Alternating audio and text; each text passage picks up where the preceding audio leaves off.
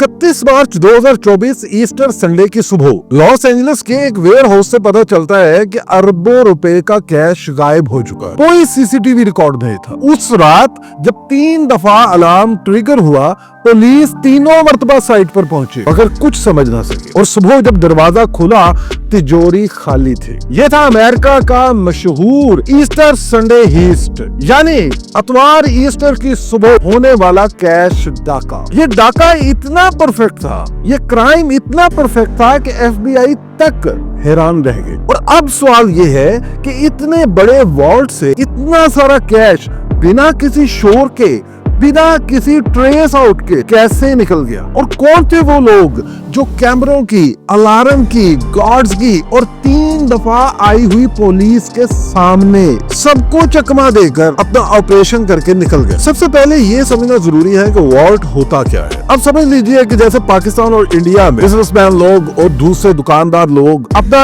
दिन भर का कैश जो है वो बैंक में जमा करवा देते हैं, लेकिन अमेरिका में इसका एक और सिस्टम है। कार्ड वर्ड जैसी कंपनीज, उनके पास बड़े बड़े कैश वॉलेट्स होते हैं, यानी आप कह सकते हैं कि कैश के गोदाम। दिन भर के पैसे बैंक्स, पेट्रोल पंप, सुपरमार्केट्स और शॉप्स वगैरह अपना कैश इन गोदामों को भेज देते हैं। यहाँ वो पैसा सॉर्ट होता है, काउंट होता है और फिर अगले रोज आर्मर्ड ट्रक्स के जरिए बैंक्स को वापस जाता है। ये फैसिलिटी किसी किले की तरह होती है, दीवारें कंक्रीट और स्टील की, सेंसर्स, अलार्म्स और 24 घंटे गार्ड्स। मतलब आम आदमी का वहाँ घुसना ही मुमकिन है, कोई चिड़िया वहाँ पर पैर नहीं मार सकते। मगर ईस्टर की रात कुछ ऐसा हुआ जो सबको शॉक कर गया। 30 मार्च रात 11:30 बजे पहला अलार्म ट्रिगर होता है। पुलिस साइट तक पहुंचती है, आसपास चेक करती है और कहती है कि this is a false alarm. फिर 4:30 और फिर 6:30 अलार्म्स दोबारा बजते हैं। पुलिस फिर दोनों बार साइट पर पहुंचती है, इंस्पेक्शन करती है, चेक करती है और फिर यही कहते हैं कि this is a false alarm. Police आकर गेट चेक करती है, दीवारें चेक करती है, टॉर्चेस से हर तरफ नजर घुमाई जाती है, लेकिन कुछ नजर नहीं आता और पुलिस ऑफिसर्स वापस चले जाते हैं। रियलिटी ये है कि जिस वक्त पुलिस ये चेकिंग्स कर रही थी, चोर एन उसी वक्त छत तट करके अंदर घुस चुके होते हैं। और जो पड़ोसी था, साथ वाली सुपरमार्केट का मालिक था, उसको ये घुर घुर की आवाज, मैकेनिकल आवाज 2 घंटे तक सुनाई देती रहती है। चोर अपने सोफिस्टिकेटेड टूल्स के साथ वॉलेट की छत और दीवार काट रहे थे। चोरों ने बिल्डिंग में एंट्री के लिए सिर्फ छत नहीं, साइड वॉल पर भी एक सुराख बनाया और इस तरह वो अंदर रखे वॉलेट तक स्ट्रेट पहुंच गए। एक्सपर्ट्स का कहना है कि शायद उन्होंने सिग्नल जैमर्स यूज किए, इसलिए साथ वाली बिल्डिंग्स के जो वाईफाई थे वो भी उस रात डाउन रहे। मतलब अलार्म्स और कैमरास को डिसेबल करने की कोशिश की गई। वॉलेट के अंदर नोटों के ढेर थे, पाइल्स ऑफ कैश। एस्टीमेट के मुताबिक $30 मिलियन, अरबों रुपए और कैश का $30 मिलियन का इतना वेट होता है कि उसको लेके जाने के लिए मल्टीपल गाड़ियां और मैन पावर दरकार होती है, यानी कम से कम ये 3 से 7 टन तक वजन होता है। लेकिन चोरों ने ये ऑपरेशन इतनी सफाई से किया कि ना गार्ड्स को शक हुआ, ना पुलिस को। 1 अप्रैल मंडे को जब स्टाफ सुबह अपनी ड्यूटी पर आया, उन्होंने देखा कि टोटल वॉलेट खाली है, लोहे की दीवारों को काट दिया गया है और दीवारें टूटी हुई है और लॉकर्स तोड़ दिए गए थे और इतना पैसा गायब था कि गार्डा वर्ड्स, पुलिस और पूरे अमेरिका का होश उड़ गया। लेपर्ड को कॉल की गई, FBI इन्वॉल्व हुए और केस इंस्टेंटली एक नेशनल हेडलाइन बन गया। अब FBI कुछ ही घंटों में क्राइम सीन पर पहुंच गई। सबसे पहले फोरेंसिक टीम्स ने पूरी बिल्डिंग का सर्वे किया। रूफ और वॉल जहां से एंट्री हुई थी उस पर कटिंग टूल्स के निशान मिले। ये चीज कंफर्म करती थी कि चोरों ने हैवी ड्यूटी सॉज यानी आरियां और ड्रिल्स यूज की। ग्राउंड से कंक्रीट की डस्ट एंड मेटल के छोटे छोटे टुकड़े भी कलेक्ट किए गए। पुलिस ने हर जगह से फिंगरप्रिंट्स एंड DNA सैंपल्स लिए, लेकिन चोरों ने शायद ग्लव्स एंड मास्क यूज किए थे, इसलिए कोई क्लियर मैच आज तक सामने नहीं आ सका। फिर बात आई अलार्म्स की। रिकॉर्ड ने बताया कि रात बार बार अलार्म्स ट्रिगर किए थे। पुलिस 3 दफा साइट पर गई,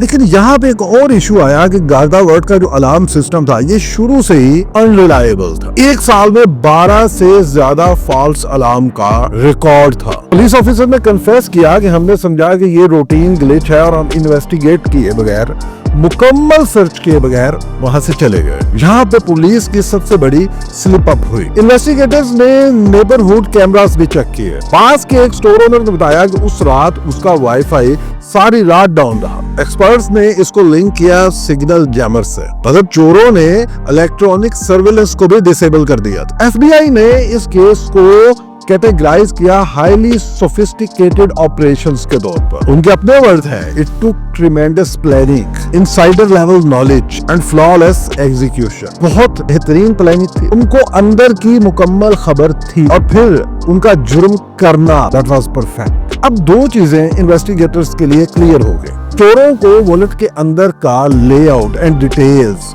एवरीथिंग बहुत क्लियरली मालूम थी, और दूसरी चीज ये कि उन्होंने पूरा सिस्टम, अलार्म्स, पुलिस का रिस्पांस पैटर्न, नेबरहुड सर्वेलेंस सब पहले से स्टडी किया हुआ था। ये सब देखकर एक बड़ा सवाल सामने आया, क्या ये एक इनसाइड जॉब थी? मतलब कोई ऐसा जो गार्डा वर्ल्ड का करंट और फॉर्मर एम्प्लॉय था, या फिर कोई हाईली प्रोफेशनल क्रू गैंग था जो इस किस्म की वारदातों में पहले भी मुलविस रहा है। इन्वेस्टिगेशंस आज तक चल रही हैं। अप्रैल 2024 से लेके आज सितंबर 2025 तक ना कोई सस्पेक्ट इसमें अरेस्ट हुआ, ना कोई पैसा रिकवर हुआ, और केस अब तक खुला हुआ है। एफबीआई ने इसकी सारी डिटेल्स कवर रखी हुई है ताकि कल्प्रिट्स, मुजरम अलर्ट ना हो। जब गार्डा वर्ल्ड का वॉलेट खाली निकला और 30 मिलियन रुपीस चोरी होने की खबर मीडिया तक पहुंची तो पूरा लॉस एंजलिस का अमेरिका हिल गया। लोकल टीवी चैनल ने इसको फौरन अपनी हेडलाइन बनाया, perfect heist, oceans 11 in real life, और न्यूज़पेपर्स ने लिखा कि ये लॉस एंजलिस की हिस्ट्री का